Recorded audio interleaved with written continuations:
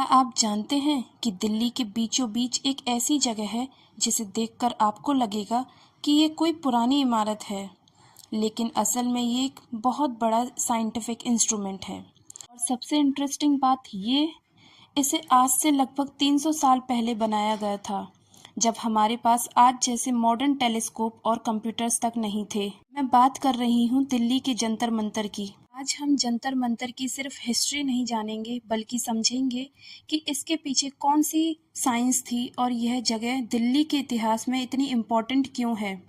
और अगर आप दिल्ली में रहते हैं या दिल्ली घूमने आने वाले हैं, तो यह वीडियो के बाद आप जंतर मंतर को देखने का आपका नज़रिया बिल्कुल बदल जाएगा। दिल्ली का जंतर मंतर महाराजा सवाई जय सिंह सेकंड ने बनाया था।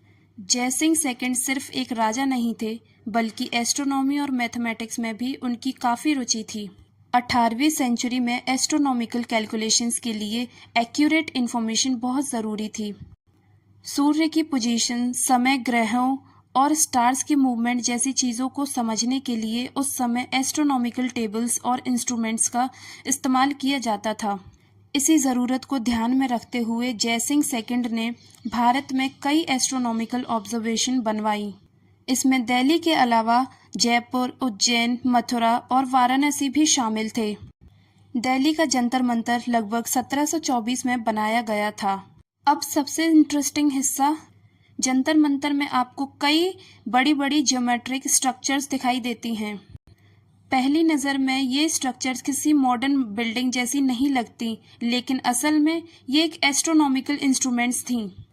इन इंस्ट्रूमेंट्स की मदद से सूर्य और दूसरे सेलेस्टियल ऑब्जेक्ट्स की पोजीशन को ऑब्जर्व किया जाता था, क्योंकि असल में ये एक एस्ट्रोनॉमिकल इंस्ट्रूमेंट्स थीं। यहाँ मौजूद सबसे फेमस इंस्ट्रूमेंट्स में से एक सम्राट यंत्र।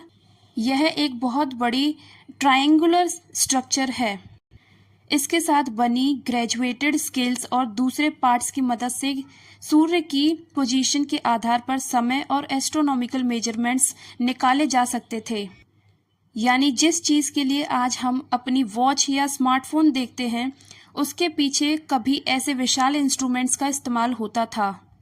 इसके अलावा जयप्रकाश यंत्र और मिश्र यंत्र जैसे इंस्ट्रूमेंट भी यहाँ मौजूद हैं। हर इंस्ट्रूमेंट्स का अपना अलग अलग एस्ट्रोनॉमिकल पर्पस था। अब आपके मन में सवाल आ सकता है कि जब छोटे छोटे इंस्ट्रूमेंट बनाए जा सकते थे, तो इतनी विशाल स्ट्रक्चर बनाने की क्या ज़रूरत थी। इसका एक बड़ा कारण एक्यूरेसी है। एस्ट्रोनॉमिकल मेजरमेंट्स में छोटी सी गलती भी कैलकुलेशन को प्रभावित कर सकती है। बड़े इंस्ट्रूमेंट्स में मेजरमेंट्स के लिए स्केल्स को बड़ा बनाया जा सकता था, जिससे छोटे स्ट्रक्चर को ज़्यादा क्लियरली ऑब्जर्व किया जा सके। यानी ये स्ट्रक्चर सिर्फ आर्किटेक्चर के लिए बड़ी नहीं थी, इनका साइज इसके स्पेसिफिक पर्पस का हिस्सा था। और यही चीज़ जंतर मंतर को इतना फैसिनेटिंग बनाती है।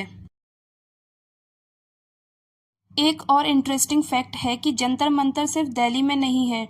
जय सिंह सेकंड ने अलग अलग लोकेशन पर ऑब्जर्वेटरीज बनवाई थीं। इनका उद्देश्य एस्ट्रोनॉमिकल ऑब्जर्वेशंस को इम्प्रूव करना और ज़्यादा एक्यूरेट एस्ट्रोनॉमिकल टेबल तैयार करना था। इन ऑब्जर्वेटरीज में इस्तेमाल होने वाले instrument traditional Indian astronomical knowledge और उस समय उपलब्ध मैथमेटिकल तथा एस्ट्रोनॉमिकल टेक्निक्स का कॉम्बिनेशन दिखाते हैं। इसीलिए जंतर मंतर को सिर्फ एक हिस्टोरिकल मॉन्यूमेंट समझना थोड़ा अधूरा होगा। यह भारत के साइंटिफिक और एस्ट्रोनॉमिकल हिस्ट्री का भी हिस्सा है। आज दिल्ली का जंतर मंतर एक प्रोटेक्टेड हिस्टोरिकल साइट है, लेकिन इसकी पहचान सिर्फ एस्ट्रोनॉमी तक सीमित नहीं है। दिल्ली में होने के कारण यह जगह समय समय पर पॉलिटिकल प्रोटेस्ट और पब्लिक डेमोन्स्ट्रेशंस के लिए भी काफ़ी फेमस रही है। यानी एक ही जगह पर आपको इंडिया की पुरानी साइंटिफिक हिस्ट्री भी मिलती है और मॉडर्न डेमोक्रेटिक पब्लिक लाइफ की झलक भी। तो अगली बार जब आप जंतर मंतर जाएं, तो इन स्ट्रक्चर्स को सिर्फ पुराने पत्थरों की इमारत समझकर मत देखिएगा।